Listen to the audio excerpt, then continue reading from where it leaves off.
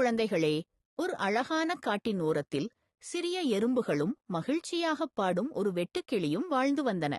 இந்த கதை உழைப்பின் முக்கியத்துவத்தை நமக்கு கற்றுத்தர இருக்கிறது. வாருங்கள் கதைக்குள் செல்வோம். எறும்புகளும் வெட்டுக்கிளியும் தங்களுடைய தினசரி வேலைகளை செய்து வந்தன. மழைக்காலம் வரப்போகிறது என்று தெரிந்த எறும்புகள் தினமும் உணவைச் சேமித்து தங்கள் குடிசைக்கு கொண்டு சென்றன.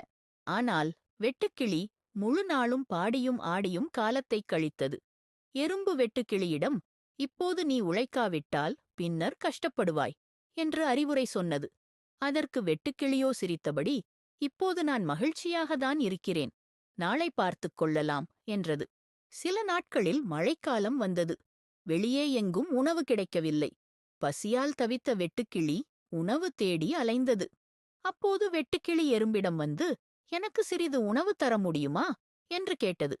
எறும்பு சொன்னது, நாங்கள் முன்பே உழைத்ததால்தான் இன்று நிம்மதியாக இருக்கிறோம். இதைத்தான் உன்னிடம் அன்றே நான் நினைவுபடுத்தினேன் என்று சொன்னது. இருப்பினும் கருணையுடன் எறும்பு வெட்டுக்கிளிக்கு உணவு கொடுத்தது. குழந்தைகளே, கடின உழைப்பும் எதிர்காலத்துக்கான திட்டமிடலும் வாழ்க்கையில் அவசியம். இதுதான் இந்த கதையின் நீதி. உங்கள் நண்பர்களிடம் இந்த கதையை பகிர்ந்து கொள்ளுங்கள். அடுத்த கதையில் நாம் சந்திப்போம்.